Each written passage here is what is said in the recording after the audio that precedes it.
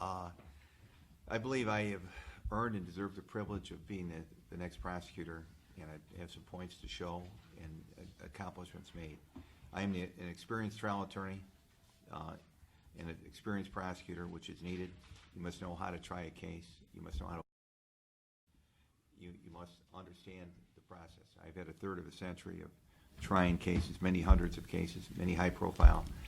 I have met the test. My team has met the test at the prosecutor's office. I'm an old football coach. I formed a team. This is how I look at this prosecutor's office. We work together. We work closely together. We've removed obstacles. We've improved training. We've improved team spirit. We rely on one another. We work well together. We worked in a collaborative fashion with other law enforcement, symbiotic in many issues, with gang issues, homicide, and others. And that's our most important job. That's our most important duty, to see that justice is done. And we've been tested from Castro to Brelo, from Acevedo to Gloria Pointer to the early morning rapists to the mass murder cases. We've worked closely with the police. We're at the homicide scenes. We're now reviewing rapes as they occur so they don't get lost in the shuffle again. The Michael Madison case, the family of 5 murdered on East 92nd Street, the barbershop murders, the witness executions. We're not waiting for files. We're not sitting back waiting a month for the files to come. We're there at the scene. We're working at nights. We're involved in the process in these important cases. We've gone back to that process to get early involved. We removed politics and patronage from the office. It's now a professionally run office. Morale is up. We do not collect cash from employees. We do not run people against anyone. Politics is out of the equation, totally out of the equation. And it is a relieving factor for those who have stayed. Some left, and like Stephanie Tubbs-Jones 25 years ago, I followed her practice, give everybody a job, give everybody a chance to stay and see if they can adapt to the new system, and many did, and some left. The public corruption crisis is over for good. We've put out a new attitude, a new message. We've had many accomplishments. We've taken out the internet cafe casinos, which were a drain on the city. With our professional management, we hire fairly. We do it by policy and committee.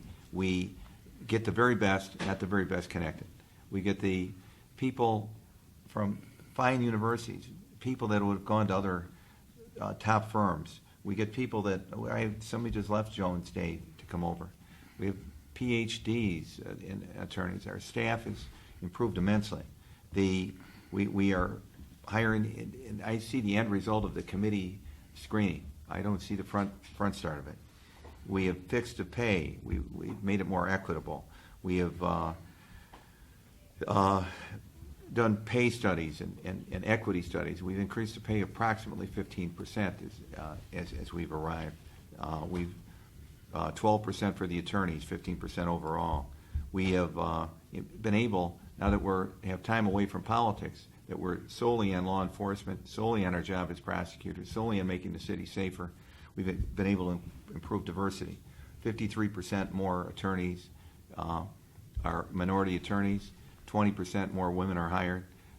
Actually, as of this month, or a little more than a month, it's majority women as the prosecuting attorneys. It's a little higher even in management, in staff. Management's gone up 83% in minority supervisors. We are performance measured. We are reforming through this. We're reforming the juvenile court. You've covered the juvenile court reforms. You know what they are. We're getting even diversions now. We've recognized problems. With this performance measure, we see there was a problem. It was anecdotal before that the kids from the burbs were getting the diversions more than the city, and my God, it was very, very true. We were, it was many times more greater chance of getting a diversion from the suburbs. So we've evened that out. Now we're setting goals. Juvenile court and family support and is all been combined under one family law division. So we are shooting. We're shooting high. Okay. And we've had many new initiatives. Conviction integrity units, human trafficking, gang, organized crime. We're wiretapping heroin dealers, mafia. We're doing tear downs, experiment homes. We've won a major case at the Supreme Court. We have a policy, a firm policy, and we're working on it constantly adjusting our policy to reality regarding focusing on habitual violent offenders, diverting the low-level offenders, bringing the indictments down, the rehabilitation up. The rape kit you've written extensively about. It's one of the most successful programs ever seen by myself, and DeWine a week ago in the paper today, I believe, noted the same thing. We are fighting for the victims, we are taking on challenges, and we're fighting the bureaucracy. Okay. All right, thank you. Thank you, Ms. Sullivan. I will say first and foremost, I will not say or do anything to get elected. I will run on the facts of what's going on in that office and the facts of what's going on with the criminal justice system. You know, I sat back as an employee under Mr. McGinty for 2.5 years and evaluated his performance. I certainly could have ran for the office 4 years ago, and I chose not to. I chose to let a new administration come in and ethically, morally pursue justice in that office. And through the 2.5 years that I was there, I became chagrined, as many individuals in the office have, at the style and the performance of the current prosecutor. And as I indicated, you know, I was in the office for 8.5 years. I saw a lot come and go. And as I was sitting back reviewing many articles on cleveland.com over the past 6 or 8 years, the amount of articles dealing with the criminal justice system certainly is immense. And I can tell you, in spite of what Mr. McGinty says, that the Cuyahoga County Prosecutor's Office, even during the last term when I was first assistant, was a well-run machine. And the goal was always justice. And as I hear Mr. McGinty talk about rape kits, I can assure you, whether he wants to believe it or not, Mike DeWine started taking rape kits in 1.5 years before Tim McGinty became prosecutor. He has distorted that reality in his advertisements on the news media, in his political advertisements. He continues to distort it today in mailings. Folks, the realities, and everybody in this paper knows, in May of 2011, Mike DeWine started the rape kit initiative. By December of 2011, 2,000 of those kits were already sent to BCI. The Cuyahoga County Prosecutor's Office has nothing to do with testing rape kits. Quite frankly, in 2010 and 2011, the city of Cleveland didn't even know how many rape kits they had. But I would not run a campaign, and I will not run this campaign based upon illusions and smoke screens and misleading the public. I can tell you I have 30 years in the criminal justice system. I started out as a bailiff. I worked as a probation officer like Mr. McGinty. I had a private law practice. I was a Cleveland City Councilman for 6.5 years. I worked in the administrations of Jane Campbell and Frank Jackson, where I administered hundreds and hundreds of people. I was then the first assistant Cuyahoga County Prosecutor, where I administered 300 plus people. And then under Prosecutor McGinty, I supervised 8 people in the 2nd region. In all of those jobs, I know I had an ability to work well with others, to move things forward in a positive manner. I am beholden to nobody. Nobody encouraged me to run for this office. I will continue a platform of no politics in the office, but even reading the Plain Dealer this past week, I just chuckled to myself where one of your editorial writers implied that I somehow hired Kelly Mason or had anything to do with my hiring of my family members, which occurred prior to years prior to me being in the office. And I will fight those misstatements or efforts to distort reality, but I can tell you, I will come in, the no politics will be enforced, the office will be run as a professional organization. I will work with all 34 common pleas judges to move the system forward and get the justice system reform back on track. I will work with the public defender, who I have an excellent relationship. I will work with the criminal defense bar. As this paper has indicated many times in its editorial, you can't bully your way to accomplishments, especially in a system that is encompassed by all of those different parties. I have an ability to work with others. I suggest under this current prosecutor, the entire justice system reform movement has gone in reverse. I will stop that, and I will move this system forward through my ability to work with others. Thank you. Just to clarify, you were referring, I think, to Brent Larkin's column. Correct. And he's not a member of the editorial board. He Okay. speaks for himself. Somebody needs to edit his columns then, for inaccuracies. Either of you mentioned the Jim Rice case in your introductory comments, but of course that case casts a long shadow in this race. Tim, you have come under a lot of scrutiny for how you handle Sure. that. And Mike, you have, been supported by those who would like to see change, and you're calling for change, but you're not really very specific about how you would have handled the case differently. So I would like both of you to speak to that issue. Mr. If you The Tamir Rice case was a disaster from start to finish. I believe this prosecutor intentionally delayed the process for some 13 months. As I've indicated in the past, it took us 1 month during the previous administration to indict Anthony Sowell on a far more complex crime scene. I think it was an intentional delay by the current prosecutor with the hopes that emotions would subside and that the community would put the matter behind it. Unfortunately, I do not believe he had the ability to control the events that occurred nationally, which continued to put a highlight in a magnifying glass to our own tragic situation in Cleveland. I think his policy of, it's ironic, his policy of continually releasing the information while he calls it transparency was selective transparency. I think his decision to obtain the expert reports from 3 individuals, paid individuals, paid experts. He purchased the testimony and the expert evidence, so-called expert evidence that he sought. I think, as we saw with Subodh Chandra's immediate ability to obtain 2 contrary reports, that it wasn't a good idea. First and foremost, it was the ultimate decision of the case. Were those officers' actions reasonable?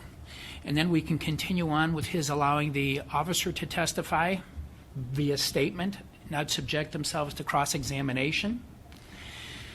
Then we continue on further with a press conference where Mr. McGinty didn't take questions, but I would believe misled the citizens of this county and the citizens of this country that the jurors, in fact, had voted on a no bill, which, in fact, they had not, and that was not revealed until several weeks later. Then, I think the ultimate irony is that, as Mr. McGinty has claimed, he's brought a new level of transparency to this issue. Well, in fact, he made decisions behind closed doors on what he was going to do with the grand jury. He made a decision with individuals within the office. He walked down to the grand jury room, gave them his recommendation, and they followed it. I suggest, and the NAACP has sought the transcripts. They have sought selective transcripts, not of the entire grand jury process, but in particular of the event where the recommendation was made. And Mr. McGinty has fought them tooth and nail. And if you are a prosecutor whose platform is transparency, you need to walk the walk and talk the talk. And you can't pick and choose transparency. And this community has had a complete destruction of their faith in the criminal justice system. I hear it east and west and north and south. I've had an individual from Lakewood refer to it as a national embarrassment.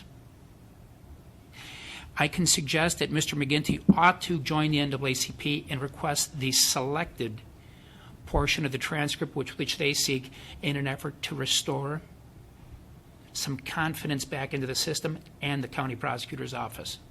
So, these are criticisms that we've heard leveled by many in the community. Nonetheless, I'm not hearing you say how you would handle things differently. I would have handled it differently by not releasing information selectively, for instance, at 8 o'clock on a Saturday night.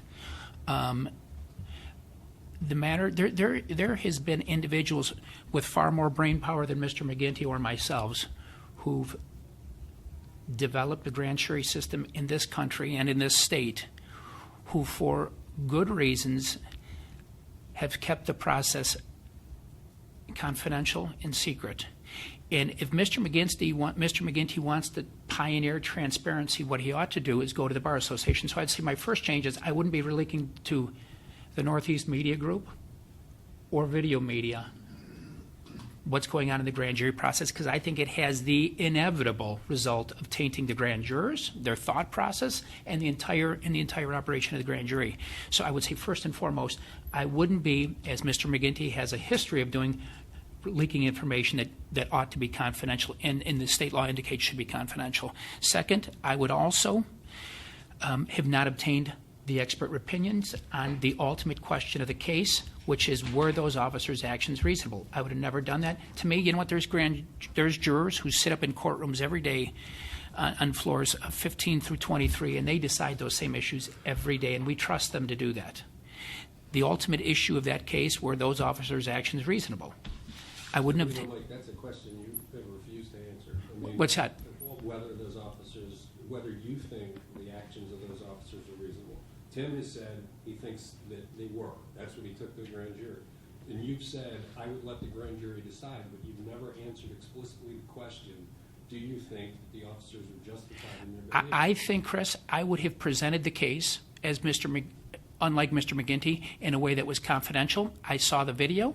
I can tell you on a personal level, I thought the driver has far more to explain than the individual who was put in exposure to the alleged quote unquote gunman. But I can tell you that I would have fairly presented the case. I would have prevented the case law.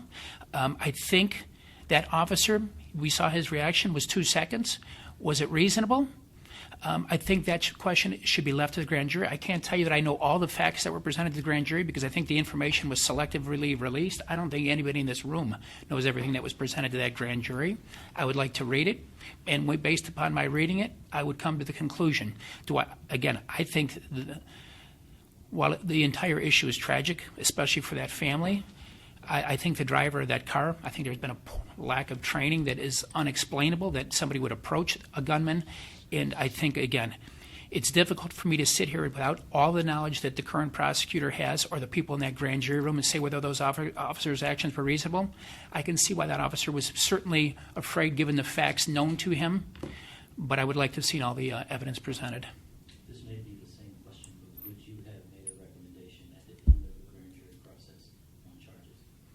You know, in the grand jury, what the county prosecutor's office does is that we draft proposed charges that we think fits the evidence that we have. Certainly, I would have presented all those charges to the grand jurors and had them available. You know, when they leave, when the prosecutor's office has to leave, the grand jurors begin to deliberate. So they're deliberating in that room by themselves, and they have the list of charges that they can pick from if they think the evidence before them, the law that they've been provided, fits those charges. So certainly, I would have presented the charges that I believe fit the bill, and then the grand jurors would have made the decision. Yeah, going back to the driver's report, said something about how the driver's tires had slid on the snow and ice, which makes it seem kind of less of a, manslaughter kind of thing and more of an accident. So how would you figure that out? How would you parse that out? Well, again, it goes back to training, and I'll say this on the whole subject matter, and with all due respect to the elected officials in the city of Cleveland. Much of this, in my opinion, goes back to training. And it's easy to hold the rank and file responsible, but at some point, the people on the top of the pyramid need to answer some questions as well. And I think there has been a breakdown. Attorney General DeWine referred to a systematic failure in past incidents involving the Cleveland Police, but I can tell you, at some point, the people on the top of the food chain need to be held accountable as well. And I tell you, in that particular situation, he slid up, which means he in that particular case where you talk about him sliding, I don't know why the officer wouldn't have parked 30 or 40 yards away and shouted out commands to the individual and calmed the situation there. To me, it's a complete failure in training. It was a tragic situation, but at some point throughout all of these occurrences that we've seen, we've not seen anybody at the top of the food chain be held accountable, and I think it's a mistake because I think this, in my opinion, goes back to training. I think the Brelo situation went back to a lack of systematic control of what's going on in a police department with 1,000+ patrolmen. And it's easy to hold the guys at the bottom responsible, but at some point, somebody at the top needs to be held accountable as well. Tim, you've got a lot to respond to. So Well, I sure do. Thanks. Well, we still don't have an answer for Mr. O'Malley. Mr. Namick's questions. Would he have charged, and would he have recommended charging in Brelo or this case, the Tamir Rice tragedy? We have no answer. He won't give it. And I know what the answer is, and he knows what the answer is. He saw no crime whatsoever in either one of them, in the Brelo one or this one, right off the bat. So let's be frank. Now, when I ran 4 years ago, I was following the Henderson case. I've been in this system for 40 years. I've seen UDFs cause great trouble in the community, great community confidence, great problems. And Henderson, if you recall, it was the infrared camera from the helicopter, and the man took a severe beating. It wasn't a death, but it was a beating, and it was a crime. No one was indicted. No one was charged. That caused a lot of trouble. It caused me a lot of trouble. No one, during Mr. O'Malley's 6 years in charge of that office, as the first in charge, was charged with a UDF. I said, and I've evolved, and I'll say more now, that every case would go to the grand jury. Every UDF would go to the grand jury, even if it's clear cut, whatever, it's going to the grand jury. I was learning lessons from Franklin County. They have great prosecutors then. I knew Mike Miller was a former prosecutor, and Ron O'Brien. Since 1980, every single case has gone to the grand jury there, every UDF. And the grand jury ultimately makes a decision. Is UDF short for police? Use of deadly force, I'm sorry. I apologize. There's a death. And so every death goes. In fact, they take self-defense deaths there too. Which is an idea I'm considering also. We don't have that many of those. Those are pretty rare. But it adds to community confidence. And I said I would issue a report, that I would do an investigation, a public investigation, make it known to the public. This is pre-Ferguson, so that the public knows what's going on, what the facts are. The family knows why their loved one is dead. The community knows. The people have a right. It's a very serious thing when a police officer takes the life of a civilian. And so we did that. We've had 20 UDFs referred to us in this approximately 3.5 years. That's one every 2 months. It has been the average. We had 2 in December within 3 days. The people haven't noticed them all, but they're there. And we issue a report, and we're trying to get more and more thorough in the reports. We are beginning with Brelo. Now, with Brelo, that was one heck of a situation, the 23-minute, 23-mile chase. I asked the Attorney General to come in because it was beyond East Cleveland's capability of handling that investigation.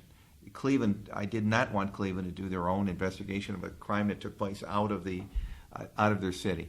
They agreed. Cleveland's been wise in agreeing now to let the sheriffs. I've asked for independent agencies to do these, and I would be fine with the Attorney General doing an overall oversight type of thing if they could expand their units and get the manpower to do that. That would add public confidence. This is a growing issue. As we learn more, Jefferson said the laws and institutions should change with the public knowledge as it grows.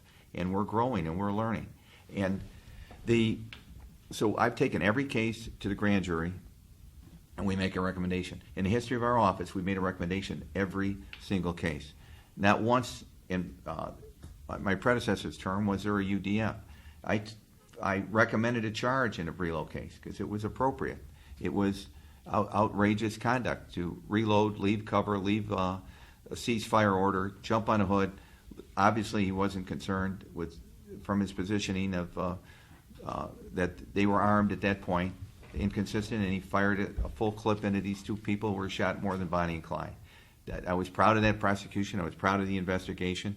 And we prevented a Ferguson in that when we did that thorough investigation, put it out there. The investigations are thorough and separate, and they're done first, and we put it out. then a grand jury investigation is done. They get to do whatever they want, call the witnesses they want, not just a summary investigation where the detective goes in and I talked to these 5 witnesses and here's a picture of the drugs we bought off the guy and we're asking for an indictment. Boom, boom, 5 minutes, 10 minutes, and they're out. This is a thorough, complete investigation. And no one complained in the Brillo case when we released the use of deadly force expert findings. We said we'd do so in this time. We put 3 experts out there. They were not all paid. 2 of them had never testified before. One who teaches at the FBI. One, Lamar Sims, a prosecutor who teaches and handles these cases in Denver, Colorado. The third, Caceres, is the same guy who found that there was reasonable grounds to charge the Brillo, that did violate standards, that his actions were not reasonable. The UDFs are very rarely prosecuted, less than 1%. Nobody's ever even tracked these before. The Washington Post, I think, took it on recently within this last year or so, and it's less than 1%. It seems to be and it's nothing firm there. You know, it might be less than that, it might be slightly higher. I've seen different numbers.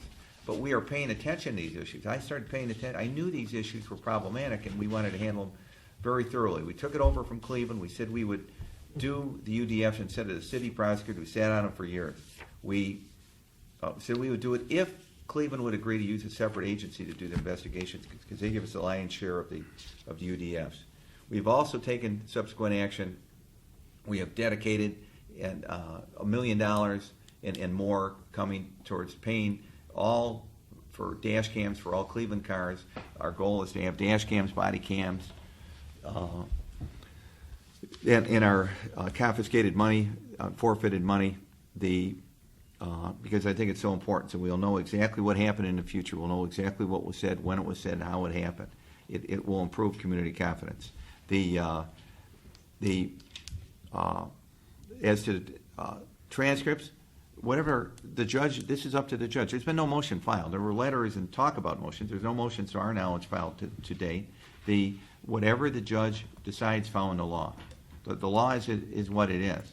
And we didn't create the law. If they want to change the law, that's fine. In Ferguson, they changed it, and they made an agreement to do the grand juries and make them public later. And they got through the law in their own individual state law in that way. I am open to whatever. I am open. We are all about being open on this. Could you imagine if we held, I've insisted with the police that we release the films, or I've released the films in all these cases, because what would the public have thought if we did like Chicago and we held back a year? If we held back the Tamir Rice film for a year, or there was no films, unfortunately, up on in East Cleveland at the elementary school shootout. And it wasn't really a shootout; it was a shooting because the other people didn't have guns. Actually, Tim, the city released the Tamir footage because we hired a lawyer and kind of forced them to. Well, I was there too, Chris, on that. I insisted they do it. We filmed it.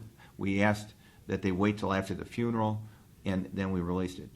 That was a joint decision. They came to me on it, and I worked with the police chief and the mayor's office on that it was the right thing to do. It was a shocking film.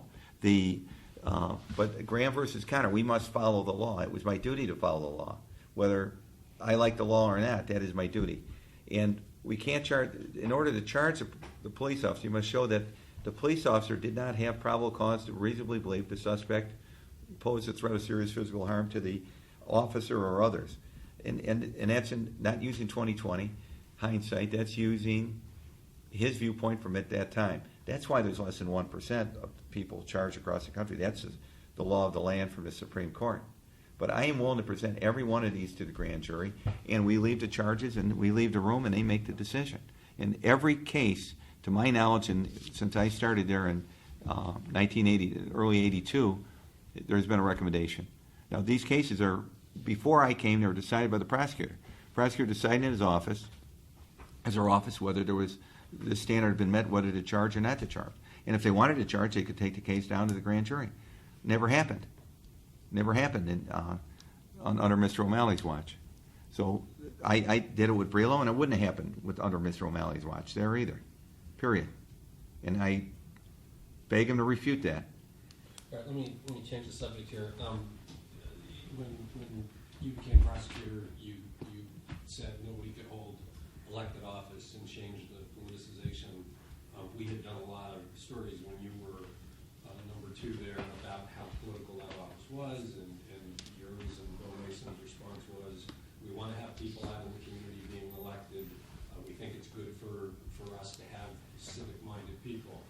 started today saying you would continue the no politicization. Could you be a little more detailed about that? Would you continue the Certainly. prohibition Certainly. of employees being active? Well, and here's the deal. We had many good attorneys. Quite frankly, we had Brian McDonough, who's now a U.S. attorney, who remains to be a councilman in Fairview Park. We had Dan Caceres, who the AG picked up, who is now working for the AG's office, who remains a councilman in North Royalton. So we had many experienced attorneys who were giving back to their community in the form of being elected as public officials. And now Mr. McGinty initiated a policy that made some of those people give up their public positions, and I think there was only 5 or 6 council people maybe out of 320 plus employees. So it was only a handful of people, but some of them were our best and brightest attorneys, including McDonough and Caceres. And those 2 individuals chose to leave. The other ones gave up their positions. So it's in effect now. I don't have a problem with it. Listen, I am 53 years old. I have no desire to establish some type of political machine. Quite frankly, this is the last office I'll ever run for. I don't expect to serve more than a couple terms when I win, and that's it. Quite frankly, I don't need a political machine. What I need to do is begin the process of rebuilding and restoring confidence back in that office. Much of what that office does, and we've seen it through with Prosecutor McGinty through the ages. You know what? I do not have a win-at-all-cost mentality. I believe, you know what, if in a courtroom a jury decides that an individual is not guilty, then justice has been served. I've actually met people on the campaign, met an individual last week who indicated that he was a jury, sat on a jury in Mr. McGinty's room. They found the individual not guilty. And he indicated to me, and I didn't know this individual prior to him coming up and talking to me, that when they found the individual not guilty, the Judge McGinty at the time actually brought the jurors in and berated them for finding the defendant not guilty. My role as a county prosecutor will not be to count wins and losses. It will be going home at night, sleeping with a fact that people have been in the justice system has served people well and ably in this county. You know, we are at a time, and I can tell you from my travels, that we need to restore confidence back in the office. Mr. McGinty, if you just Google his name on your website, is involved in confrontation after confrontation after confrontation after confrontation. I've heard of made-up names such as candy lists. I've worked in that building 30 years. There's no such thing as a candy list. But he uses the media to selectively manipulate and push his agenda without rational consultation and cooperative working efforts with people. The justice system reform movement has come to a screeching halt. During my tenure, we got the best case management system probably in the country, and has it working ably. We piloted open discovery, which is now, with our management system, second to none. We did good things in my brief tenure in the office under the previous prosecutor. He was there 13 years. I was there 6. Are you saying that you weren't frustrated in working with the judges back then and trying to do justice reform? We got things accomplished. You know what the reality is? Quite frankly, it depended on who the presiding judge was, but things were accomplished. We had progressed the early disposition process to the point where suburbs were not charging. We were charging downtown. Individuals were brought downtown. We actually initiated a bus pickup where the county sheriff was picking the suspects up. You know, in my service as safety director of the city of Parma, within the last 2 or 3 months, the sheriff has discontinued the jail pickup program. So I can tell you what that means to the citizens in Euclid or Parma or the various jails is that they have to take 2 black and whites off the street every time they want to transfer a prisoner. That didn't used to be the case. So was there frustration with some of the judges? Yes, but was there things accomplished? It was not a scorched earth mentality that if I don't get my way, I'm going to go drop a bomb on this judge or that judge or this judge or that judge. I challenge anybody to Google McGinty and watch what pops, and you will see everything from candy lists to dashboards to everything he has done, not just during his term as prosecutor, but even prior to his term. There is a way to work with people to lead. And I can suggest to you that I can lead. I can get people to accomplish a common goal. And again, understanding that we don't all have the same things that we need to protect. You know, the judiciary has their responsibility under the laws of our country. Certainly, the public defender has to ably and appropriately represent the clients that he represents. The criminal defense bar has their role. We all have different roles. But none of those people are bad people. They all just need to do what the function of their job is. And I believe every one of them has the intent inside that when presented with a reasonable opportunity to improve the system, will do so. And you do that by collaboratively working with people, not launching hand grenades. And I've got years of experience doing it. When there's a point to be made, I can make it in a professional, appropriate manner. Tim, that has been one of our criticisms. Sure. of your office is the friction you have with judges and others as you try to get things done. Well, Chris, I started the justice reform movement in 2005. I began it. I insisted on a report. It was resisted. I got a Justice Management Institute report who made 41 recommendations to improve the criminal justice system. I did it after people were dying that shouldn't have died, that people were being straight released, and if you remember that problem, people were killing each other while out on, killing other people while on bond, and the cases should have been prosecuted. I fought hard within the system, and we made many changes as a result, including the early disposition court, evaluating the cases, front-loading it. We had no stats back then. We had nothing other than total indictments and turnover. There was next to no tracking. We began a performance-measured system to operate like a business, to operate like an apolitical enterprise, manage it effectively. And we made great progress, and we've still made great progress. There's been steps forwards and backwards, and we're one of the step backwards, but we're stepping forward again right now. We have made tremendous progress within our office. There's been many factors in this. I have asked the judiciary to lead this justice system reform. That's where it's worked. The minute I came in this office, I've asked the administrative judge at that time, Nancy McDonald, and she was willing to lead it. She had to step down because of illness. Other people took over, and they were unwilling or unable to lead this justice management reform. Or justice system reform. I have offered again, and I will work with the judge's new system. They have an issue of executive prosecutor. They want to run a system. I said, well, if they want to run a system, do it. I will work for them, work with them to do it. I can run my own reform in my own office and as to with law enforcement, and we are. So I have stood up and fought for the victims. We had abuse of the system with the assignment system. We had 8 years or 6.5 or 8 years of worth of assignments going right before an election. It was wrong. I wasn't going to charge. They challenged me to charge somebody. I was going to charge. I just want to stop it. I want to have a balanced. We want to eliminate the patronage and assignment system.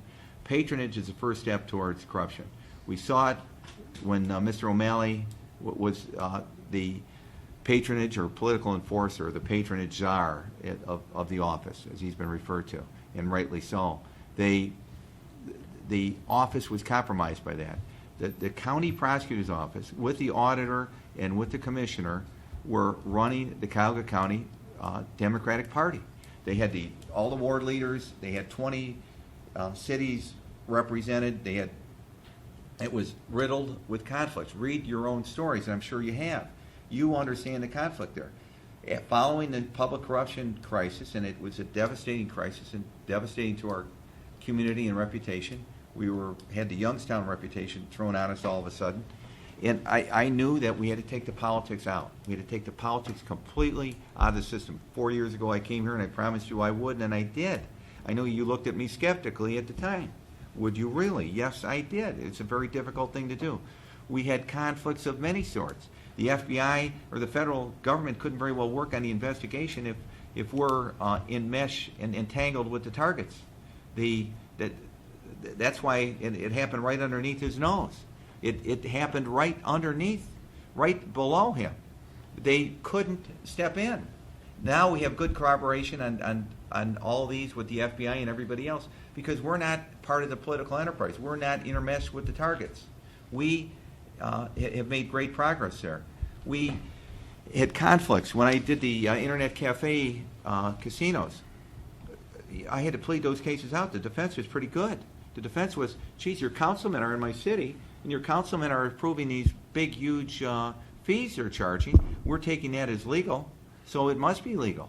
How can the prosecutor sitting on these different city councils issue these permits for these things that we assume they're legal? Our clients assume they're legal. We got a county prosecutor sitting on the board. There were or on the city council accepting these. There were other conflicts. The McDonough left to move up. And I love the young guy. He's great, and he moved up to the federal prosecutors. I did. Those are two individuals I did miss. And Dan Caceres is a good prosecutor, and he moved on to the Attorney General, still prosecuting in the area in cases now. But the rest made political choices. They were in a world of politics. We don't. They went down and they solicited tens of thousands of dollars under his term from the employees for their campaign fund. I had no campaign fund. They had campaign fundraisers when there was no opponent each year. They built up a war chest, and you look at your own articles to see how they used the war chest. They used the war chest to run opponents against people they didn't like, and to run and to loan money to people they did, or to loan money to their own councilmen, which is basically a gift to the campaign. It was a political operation. It compromised the appearance of the decisions they made. And if you want to look at a political decision, look at your R.J. Martin case, where Mr. O'Malley's brother, the electrical union chief, comes in, and Mr. O'Malley begins an investigation, a prosecution, calling for more years and a life sentence on this R.J. Martin, non-union owner. And they spent a fortune on the investigation and the audits, and they came up with 0 convictions against that owner. Nothing. The company pled to a misdemeanor. That raised eyebrows. There are other cases like that. I have no political cases. I'm not bringing them. I'm not immersed with politics with it. And that's pretty clear. It was a political machine. The political machine was dismantled. That was an important thing to do. Now, before you respond to that, if you could focus a bit on the idea that entire corruption operation happened under your watch. Well, let me just say, certainly. Well, Mr. McGinty, again, I will not say or do anything to get elected, as he has. I came to the county prosecutor's office in April of 2007, middle of April of 2007. The county raids, I believe, happened in July of 2008. Yeah, the federal investigation began about the same time you And again, had the county sheriffs, let me give you an example, had the county sheriffs or anybody brought to our office an issue where there was criminal conduct by an elected official, much as we did with the Jerry McFall situation, evidence came to our office that the county sheriff was engaging in criminal conduct, and we immediately, because of the conflict posed, because we represent him civilly, we immediately appointed a special prosecutor, and as you know, under my watch, but quite frankly under my boss's watch, a special prosecutor was appointed. Mr. McFall was charged. Mr. McFall resigned, and Mr. McFall left office, and the citizens of the county were made whole. But Mr. McGinty alleged quite a variety of things. First and foremost, let's start with the patronage. I challenged Mr. McGinty to name one individual I hired as a patronage hire. But I can give you a list of multiple people, starting with Benny Bonanno's daughter, or Bill Mason's daughter, or Lou Stokes' grandson, or a half dozen people from the Board of Elections, or close friends of the current chief of staff that have been hired in that office. But again, this is about more than just Mr. McGinty's wild claims that there was some type of wild organization going on. The fact is, as you indicated, Chris, the county corruption scandal happened after a city of Cleveland building inspector got nailed for taking a bribe. The FBI, not the U.S. Attorney's Office, led that chain up and followed it right to where all different branches of a very, very large tree that encompassed Republicans and Democrats and people from all different branches of government, including county government. But none of it came back to the Cuyahoga County Prosecutor's Office, for the record. But in any event, all of it transpired. I was there 15 months when the raids occurred. So Mr. McGinty continues his wild accusations, just as he does the rape kits, and we need to get to that. That I somehow had under my blind eye this was going on. But again, I will not say or do anything to get elected, and I will just not say or do anything to win a case. And let me just some of the issues. His hiring, as I indicated, has been all over the board. Bloated staff. Making up positions for people. The office staff, the budget has increased 11% in the last 3 years. Indictments are down 13%. The rest of the county's taking hits on their budget. Travel budgets, hundreds and hundreds and hundreds of thousands of dollars being spent on the staff to go to this point of or that. One trip to D.C. alone, 52 people, $30,000 for one night in hotel bills. These are the things that, while they're not reported by this paper, are certainly significant. Let me interrupt you. You mentioned the number of indictments going down.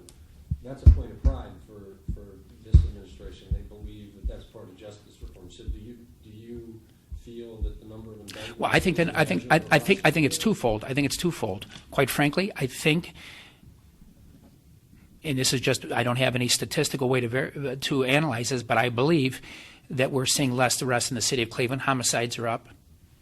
That's the fact. Homicides are up. I believe the police officers, because of the high-profile cases, may not be engaging in law enforcement as aggressively as they used to. That's my belief. I can't statistically prove that, but I believe that they're probably not getting out of their cars as often as perhaps they used to. I can't prove it. But I do know that certainly with the workings with this county prosecutor in particular, there has been a complete breakdown in the workings between the police, especially the Cleveland police, and this prosecutor. And much of that stems from his decision, I think, to dismiss the cases of the Brillo officers, the 5 supervisors, and then to forum shop in his quest to win at all costs to refile those charges in East Cleveland. Again, being a prosecutor means fairly and impartially pursuing justice. It's not about wins and losses. And again, I think what we saw in that particular case, as we have seen in many cases throughout Mr. McGinty's tenure, is his desire to win at all costs. 2 other places that sort of connect here. The death penalty. Yes. And the philosophy of the former prosecutor and Mr. McGinty is starkly different. The numbers bear it out. And the number of people getting into diversion and drug treatment. What would be your philosophy? I would say this. First and foremost, I am an individual, so when those death penalty cases come up, I will certainly balance community safety with the need, for that family and their feelings regarding justice. But I've got a lot of problems internally. I don't have a problem seeking the death penalty. I know there's absolute cases where we need to seek the death penalty, but I will selectively. It will not be every case that fits death penalty specs will get death penalty specs. I don't have a problem with Mr. McGinty declining. He has indicated he's decreased them 90%. I think that's going in the right direction. I am not a proponent of putting a death penalty charge on every case that you can. That's very different from when you were Yeah, but again, I wasn't. Was Bill's policy? I think Bill's policy, and you'd have to ask Bill, but certainly I think that his policy was to more aggressively apply for death penalty specifications, and I think we can all, well, maybe we can't all agree, but I think certainly some of those cases, such as we saw, were where it's the appropriate situation. But I don't have a problem reducing the amount, and I think it's quite frankly in a good direction. Death penalty specifications, and there was a second part to your question. Just the idea of diversion. Well, diversion, absolutely. I sat on the Drug Court Advisory Board. When Mr. McGinty was a judge, he initially opposed the drug court. I know there was a movement to get the drug court and common pleas court in 1996, and the judges voted it down. It came to Cleveland Municipal Court. It didn't come to the county. I sat on the Drug Court Advisory Board while I was first assistant, first with the Cleveland Municipal Court, then we formed the one in the county. I marked thousands of cases over the last 3 years as the Region 2 supervisor, and I can tell you probably 2/3 to 3/4 of the cases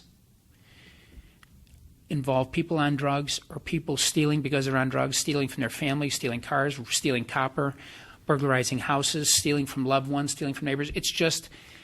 It's the cycle of drugs and crime to feed the addiction. And we have to do as a society everything we can to end that cycle. It's a lot cheaper to get people into programs and get them rehabilitated than it is to put them down in LCI or one of our local state penal institutions. I am a proponent of actively getting to people early, getting them in programs early. As I indicated, I sat on the Drug Court Advisory Board. I'm an advocate for expanding the drug court. I think it's a good thing. And that would argue then for fewer indictments, which you would criticize. well, no, even when they're in the drug court, they get indicted. But if they're diverted? Well, you got different programs in diversion. Even like the treatment in lieu, they can still get indicted. Now, what we're talking about is if you're talking about how I think we can impact the amount of indictments, as you may recall, 5 or 6 years ago, there was discussion regarding crack pipe cases in Cleveland, and there was a whole movement of, well, you shouldn't be charging those things as felonies. Well, the reality is we get cases from municipal prosecutors. And Mayor Jackson had a discussion with his municipal prosecutor and said, we're going to develop a 3-strike policy where on the 3rd crack pipe, you're going to go down as a felony. What I will do when I'm elected is I will sit down with every prosecutor in this county and work on a collective policy on how to handle low-level felony drug cases. And the dilemma here is difficult because the municipal courts don't have the services to provide addicts like they do in common pleas court. So while we want to keep cases in municipal court, we have to try to balance that. And maybe the solution is working with the courts, enabling people from the municipal courts to get plugged into the services of the common pleas courts while maybe keeping their charges, or somehow working it out so that when they get down here, they're charged, and their charges are reduced to misdemeanor. But the reality is, what we need is a policy throughout the county to charge low-level drug cases, a consistent policy from Euclid to Fairview to Strongsville to Solon, so everybody's treated the same no matter what side of which border you're on, given our 60-plus cities. Get a collective policy amongst all those municipalities, but also with that policy, working with the court, saying if we're going to keep cases in municipal courts, we want to charge them as misdemeanors, how can we access the services that these individuals need that are only available through common pleas court? Before we turn the mic over to Tim, you've been very patient. I did want to follow up on something really back to when we were talking about junior rights and grand jury issues. And you said that what you would have done essentially sounded like, kind of the way things have always worked. The grand jury is secret, it should be up to the grand jurors, and yet one of the planks on your platform is grand jury reform.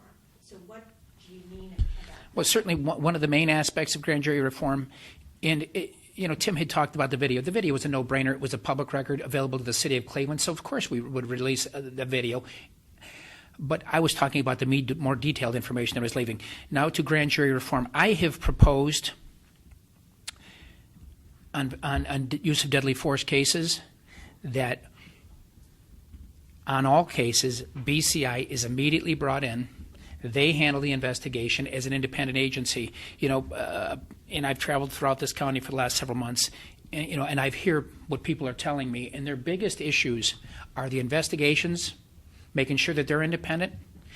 And there is a feeling in the neighborhoods, and rightfully so, that the Cuyahoga County Prosecutor's Office on a daily basis works with local law enforcement agencies, and because of that daily relationship, that a conflict develops where the people in the streets do not feel, and the people in the neighborhoods do not feel that we can look beyond that relationship and treat those cases fairly and independently. So what I have proposed, independent investigation by the AG, independent handling of the case, prosecution-wise by the Attorney General's office in all cases of the use of deadly force. In this way, it takes out any claims and works towards any claims of conflict, and then works towards restoring credibility into the system, into the office. Because as I've indicated before, in my 30 years in the system, I've never saw the situation worse. I've never heard such negative comments. I've talked to literally dozens and dozens, if not hundreds, of law enforcement officers who ride around in black and whites in all communities in this county, and they feel it. And we need to release the tension that has built up.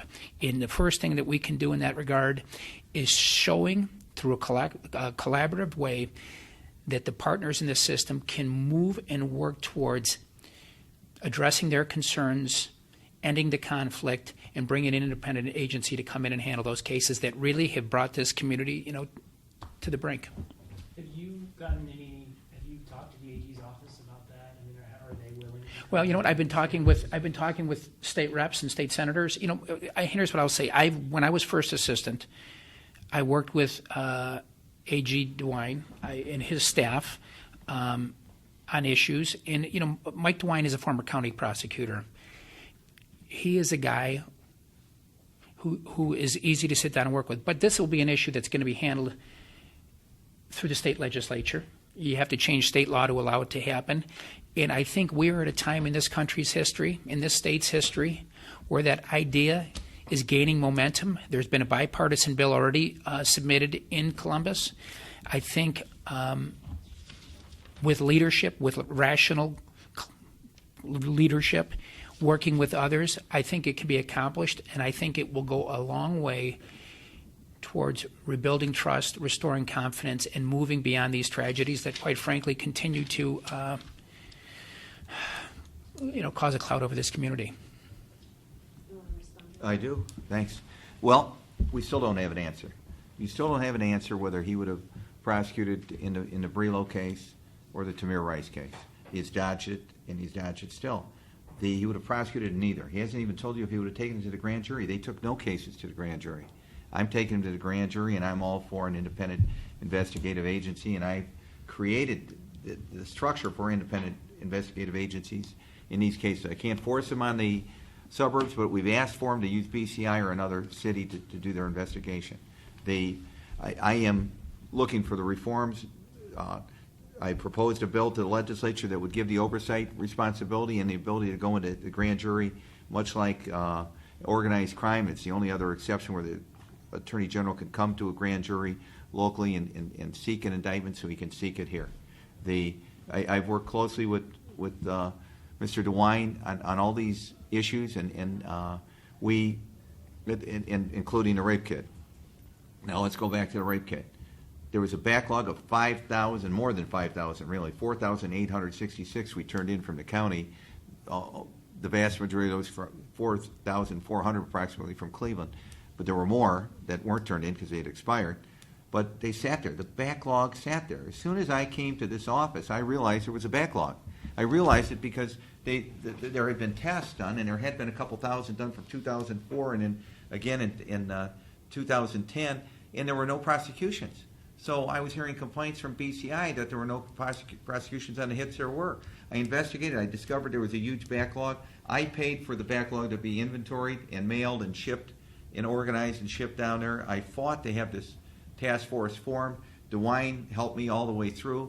DeWine joined it, gave me personnel, and eventually Cleveland joined it too. It was an uphill battle to get it done. It should have been done earlier. DeWine said it's one of the most important projects he's ever seen, and I agree, and he wonders how many women would have been raped or killed had we not done it. I wonder how many were raped unnecessarily so if it had been done earlier, had this backlog been discovered. I am following rape cases from the start. We are there. We are reviewing the dismissals. The underprivileged or people on the margins of society, as we saw in Sowell, were not properly followed up on. There are opportunities there. That's part of the reason I ran for this office. Was from that justice system reform, I saw such great mistakes. I thought I could make a difference. I have more time when I'm not playing politics, when I'm not running a political machine that recruits people, that has people not only walk, parade, give money, an army of, quote, volunteers, end quote, that went to these places and had to do these 6 in the morning or 6:30 in the morning handouts, donate money, raise money. We've done none of that. I don't let my employees raise money, do anything politically. I am following the model of the U.S. Attorney's Office and taking politics out as much as possible to take the issue of politics out of our decision making. The other way was acceptable perhaps in the past. It's old fashioned.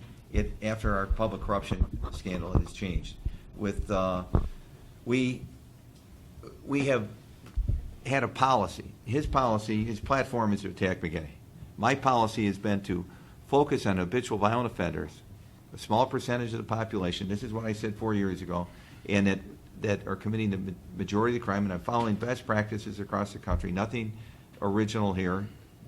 We're following what's worked, and we're freeing up our limited resources of police and prosecutors and other law enforcement by moving these low-level cases, the low-level felony cases, out into rehabilitative steps, whether it be with positive incentives like the drug treatment, the mental health treatment, the other programs of diversion. We screen the cases as we come in. We've set a new order as to what type of cases we'll take. We're not taking the borderline cases. We're not overcharging. Not just did they overcharge a death penalty, they overcharged across the board, adding kidnapping to a DV, domestic violence. It's silly. Putting a felony 1 on the guy, and we put all kinds of time resources when it's going to go down to a misdemeanor or whatever. We have set a new bar. We push the cases back. We have a communication with each and every city by what we do and what we accept. We aim to indict more and drop crime more at the same time by focusing on these habitual violence. The rape kit task force is a perfect example. We are charging a great deal of habitual violent criminals there. Most all of them have been to prison. That's where we get their DNA from, and that's how they hit the library, the DNA library, and that's how we do the match. These guys have had horrendous backgrounds. Many of them are one-man crime waves. 36% are serial rapists. We're solving 1,000 forgotten rape cases. This is a great program into making the street safer. We're taking a lot of individuals off the street, and I'm extremely proud of it. Your paper has already made it clear from Rachel DeSell that we do deserve credit for this, and we're taking credit. And it should have been started earlier. Those rape kits sat there, many of them 10 and 20 years old, the whole time he was sitting there, and he didn't do anything about them. He didn't discover them. He didn't do anything. He was busy doing other things. I do want to go back for a moment Sure. to the grand jury issue. I've heard you say many times that it was your responsibility to take this case to the grand jury. Are you saying that you would have welcomed the Attorney Yes, General absolutely. to do that instead? Sure. And I have said that from the beginning. That's not the current state of affairs, though. We have to have a conflict. For some reason, I can't do the job without it. But I am supporting an overview and let the Attorney General come in wherever he thinks is proper, or in like in New York City. And this is where I talked about change. Jefferson said change. With the as the human mind grows, the New York State is the governor by decree has allowed their Attorney General equivalent to do all the cases. It's fine by me. That would make sense. It's an expansion, and if the legislature is willing to do that. I'm having a meeting with a state legislator after our meeting here today at 1:30. I have been talking about this, and I am for progress in this area. Public confidence is very important in these decisions. Could you respond a little bit to the length of time it took in the Tamir Rice case, and now the Tanisha Anderson case, we're a year and a half in, and all of a sudden there's a conflict and it's turned over, further delays justice for that Sure. family. You got the sheriff's investigation on Tamir Rice last spring, and it still took another. I got it last June, Yes, and 6-7 months. it happened in November. It took a month to get the police to reach an agreement that they would give it to the sheriff. We set up a formal agreement. It took some negotiations. They did it. That the sheriff would take over. It took till June to do it. There was more investigation needed. We released the report immediately so as to the public would know the facts, so we don't have a Ferguson situation or other cities where the facts are unknown. In the past, the prosecutor just decided, and that was it. There was no grand jury, no report. But then it took from June. You have a sheriff's investigation. It took 6 months for us to get it done. Right, but you talk to them while they're doing it, so. We weren't really active. Like with this Tanisha Anderson case, we weren't running the investigation. They were running the investigation. But there's no communication about what's Well, going on? there's some, but basically they're running the investigation. We get the completed investigation. And then once you got it, you had all sorts of extra things that you felt were missing from the investigation? Well, right. We did the state highway patrol regarding the distance with the slide. We did we needed more toxicology, other information. We needed the BCI came in and helped. Do it then, if they're not doing a complete investigation, so that. Well, they're learning and I think they'll improve with each investigation, and they have, and they will. Are you comfortable with the length of time in these investigations? No, I would like it much faster. I've been insistent to make it much faster. I would hope that we would have our investigation presented and done within 90 days. And I would hope even sooner, once we get the cameras and dash cams using, because they show you exactly what happened. The mystery is over. It protects everyone. It protects the police officers included. You know what the truth is, what happened from those. And there's a deterrent effect, and there's a confidence issue. You have, post-Brelo and the Melissa Williams, Timothy Russell case, we haven't seen any more high-speed chases, out-of-control chases. We've got the DOJ agreement, and that's been very helpful. I think that'll improve the quality of justice we deliver in the county and the police enforcement and the discipline. They are following the rules. The police are following the rules. They're not going to film themselves not following the rules. The discipline was slow in coming, but it came, and I think that has an effect. I think we'll learn lessons from this. Although in the Tamir Rice case it was a systemic failing again of the police department. It couldn't fall on one person. You know, that's what the jury basically decided, that you can't have, you know, failing with the dispatch. You can't have failing with the driver. There's no possible crime to the driver for his misestimation and slide. It's unheard of. You can't fall on one person. All these systemic failings in training, in approach. The law is clear, and we think profit can be had from these terrible tragedies, that we learn and we prevent future tragedies from happening again. My duty is to present the case, present the law. I think it's a superior method rather than sitting up in the office and deciding not to. There still is nothing in the Henderson case. You know, I mean, that was what was burning 4 years ago, and that's why I made that policy. Well, I would just like to say that I think that would be a good analysis perhaps the Northeast Media Group could look at. There is a lot. As safety director of Parma, we had a situation where 3 departments were involved in a shooting on 480 probably 3 or 4 months ago. I've never seen the video. It was immediately taken by Cleveland Police, but my understanding dash cam video may show clearly the gunman coming out with a weapon. Here we are 3, 4, 5 months later. There's many of these cases that just continue to drag out and out and out. It's not fair to the families of the victims. It's not fair to the officers involved. As you point out, Tanisha Anderson, it's inexplainable how 16 months later we are now transferring it to a new agency. That case is going to take years. It's just unacceptable. I think it's unacceptable to the people of this county. First issue. Second issue, you know, my opponent continues to bring up somehow that I was responsible or that politics prevented the knowledge of public corruption. You know, it's important to note,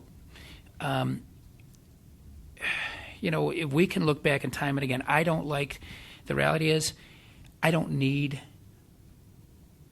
these issues to be continually made up in Mr. McGinty distorting the realities, but he continues to harp on the rape kits. It's almost like he's in denial that the fact that the rape kit process started well before he got there. A majority of the cases, and even his literature is. I have not seen his commercials. Apparently, I don't watch the Word 8 stations, but I did see one of his mailers where he has unfortunately put a rape victim on the mailer where she claims, and it's exactly the verbiage that's on his campaign website. It says, Prosecutor McGinty made it a mission to form a task force to eliminate the backlog of 5,000 rape kits. The task force does not eliminate the backlog of rape kits. BCI does.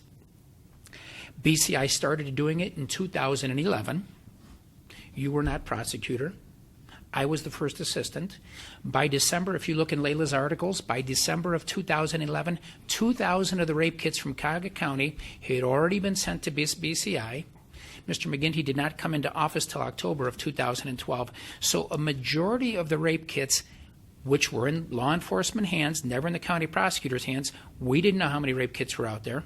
Mr. McGinty, you didn't know how many rape kits were out there. The Cleveland Police didn't know how many rape kits were out there. I found out how many there were. Right. You want to ask me a question? I did. I Yeah, went over and I found Tim, out how many, Tim, and I got it done. Testing him is one thing, Tim, Mike. Prosecuting him is show another. some respect. You didn't. You Show- asked me a show question. some respect. You didn't Show some prosecute the respect. backlog, Mike. It sat there. You Show didn't some respect. prosecute it. Show some respect. 5,000 kids sat there. Tim, Kids and they were- ran and- out of time Tim, because you didn't Tim, prosecute Tim, them. That Tim, was a gold mine for law Tim, enforcement, Mike, and you didn't. This is the prosecute them, same and people bullying, were the raped. same bullying that has earned you zero respect Mike, in the you criminal wanna talk justice system by personality. You all your wanna go personality. with the facts here? Tim, zero respect. And I can just suggest to you that you continue to distort this lie.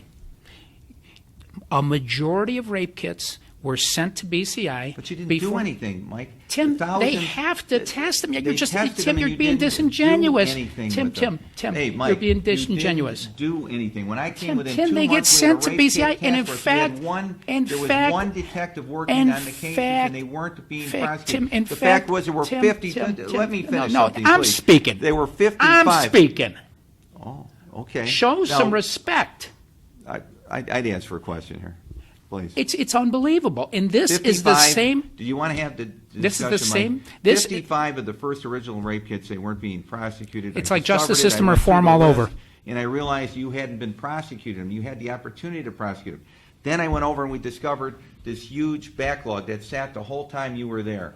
5,000 kits were sitting there. They 20 years, expired. Tim. They sat for 20 And years. they sat, While you were some there. of them sat there, and you were there. No, they weren't there. They were there from 90, 91, some of They them. were there 93 is when we Yes, started. yes, I Tim, left in Tim, 92. show some respect. All right, this is getting silly. Last 10 minutes, so we Yeah. should probably, is there any other issue we need to There put on was, the table? all the issues that I was interested in have been put on the Mr. table. McGinty, I wanted to ask you. Sure, Mr. Turner. Part of the issue people often raise is how you deal with the judges and how you deal with other law enforcement on cases. What would change if you were reelected? Well, we're going to be more effective. I have realized that I can control what I can control, which is our office, we do the prosecutions. We're going to work with the court. The court says they're going to lead it now. I have a letter here. We reached an agreement. We're going to go back to the drawing board. We're going to work with them to reinstate this early disposition court, which I helped push for as the start of the justice system reform. We want to get this early front loading. We want to get the screening done. We want to get the attorneys appointed early. The court is working on that. Want to work with them. The public defender is working with that. We're making considerable progress. They want to be the leader. We will work with them, and we will work with on our own end. And it is.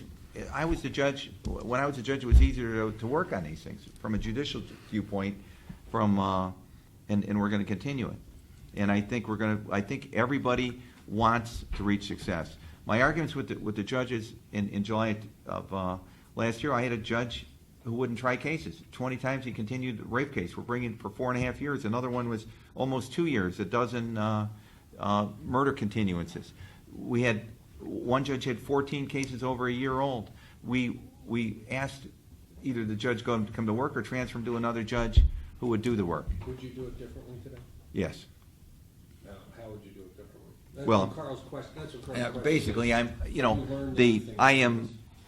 I will go softer. We're trying different approaches. I was standing up for the victims. I've stood up for the victims in these cases and fought for the victims. We've appealed cases, won these appeals. We're going to win further appeals where sentencing wasn't right. But yes, I've learned lessons. I'm going to keep try different methods, try a softer approach, see if that works. I would suggest that it's not possible. You know what? When somebody's 64 or 65 years of age, I think at some point their life patterns are set, their behavior is set. I thought, what we just witnessed here was another example. Mr. McGinty controls a lot of things. What he can't control is his temper. I suggest to you that the justice system reform effort has been completely placed in reverse. He cannot work with anybody. He has not worked with anybody. Everything needs to move forward for the victims, most importantly, for the defendants to help them out of their cycle, and for the taxpayers of this county who continue to have to foot more bills for a justice system that, quite frankly, could use a lot of improvement. We had made great steps. They've been placed in reverse. And let me go through one other thing. I've harped upon the win-at-all-cost mentality. I think everybody in this room knows that there's been prosecutors who left that office recently because what they perceived to be the difficult ethical situations they have been placed. People have resigned, taken lower paid jobs, refused to sign filings by this current prosecutor. You know, folks, for years, this community has accepted elected officials who violate their trust. I can tell you, the prosecutor's office, you know, we can talk about how previous first assistants have been in the light of judicial review, appellate review, cases overturned, much like the Michael Green case that was overturned. Cases being overturned because of a lack of ethics by the prosecutor. And I can tell you, I know you've heard the reports, as I've ever heard the reports, but one thing this group of people sitting in this room should never tolerate is a county prosecutor who does not ethically perform to the highest standards. And when there's people submitting resignations because they think that they're being placed in a position that may cause them to lose their law license, everybody in this room needs to take a hard look at what the heck is going on down there. And I know I'm not the only one who heard those rumors, but I'll tell you what, if they are true, and again, if they are true, it will cause another gray cloud on this county for which we may never recover, that system may never recover. And I'll tell you what, I don't have a win-at-all-cost mentality. Quite frankly, when I go to sleep March 15th, it'll probably be before the polls close, because quite frankly, I am blessed to be able to come in this room today and speak from the heart and tell you what I believe.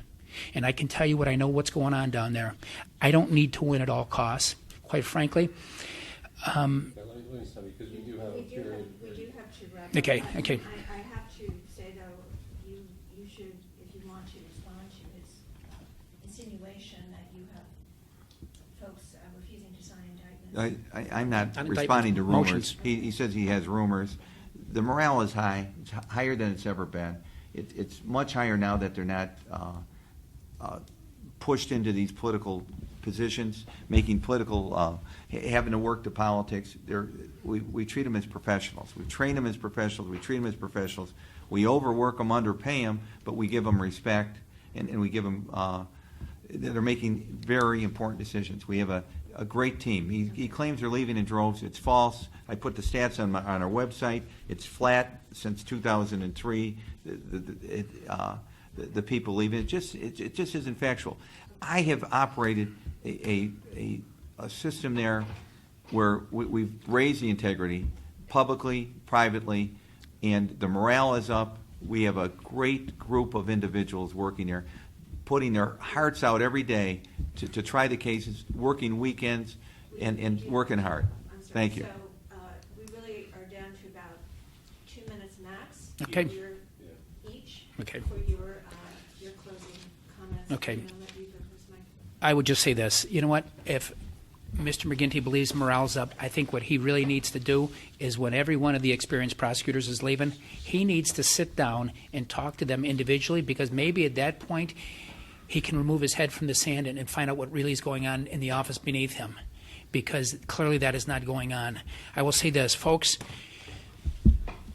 The opportunity to choose a prosecutor comes about every 4 years. If you want somebody who's going to come in there right and do what's right and do what's right for the people of the county, I am the person you need to support. I'll tell you, I have 30 years of experience. I have come up through the system. I will continue, and I will continue to work on behalf of the people without an agenda, without pushing an agenda, working cooperatively. I will go down to Columbus. I will get the policy changed on death cases. I will continue to restore the community-based prosecution effort that we didn't get a chance to talk about today, that has been dismantled. I will improve the morale so that there's not an exodus of experienced prosecutors. Continue. I want to thank everybody for the time today. Certainly thank the viewers for taking the time out to watch this lengthy video and interesting video. And again, I thank my opponent, Tim McGinty. You know what? I think Tim, in his own way, means well, even today. Thank you. And thank you for your patience in listening to us. Look, please judge my administration of this office from looking at the hundreds and hundreds of cases you've reviewed and looked at. Looked at the quality of the justice we have delivered. Look at what we've done. Now, I'm not doing any personality attack. on this man as he's engaged in. He's gone around and said they're leaving in droves. That's not true. He says that he's running because morale is low. That's not true. Check it out yourself. Morale is high. It's much higher than it was. Justice is our goal, not politics.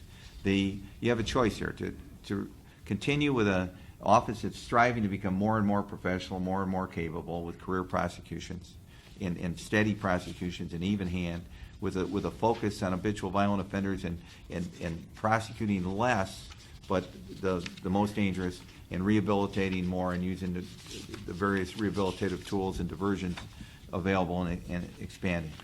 And we are performance measured. We are operating like a business. We have improved the quality of justice, not just by reducing the death penalties by 90-some%, but by selectively and realistically looking at the cases, not overcharging. Look, we ask with every case, does this really need to be charged as a felony? We shoot for and when we do charge, we shoot for the charge where it should be, not overcharging to use it for leverage. That's all the death penalty was about, was using leverage and bringing pleas in. We have a conviction integrity unit. We care about it. We don't want to overcharge. We don't want to convict the wrongful. We stepped forward in the Bridgman brothers and Jackson case and said we realized a prosecution long ago was wrong, and we stepped forward. We own it. We want the public to have confidence in our system. We want them to have confidence in our prosecutions. We made promises that we were going to manage the office in a business-like, apolitical enterprise. Taking the politics out were important. We have lived up to our promises. We have improved our performance, and we're restoring public confidence. Thank you.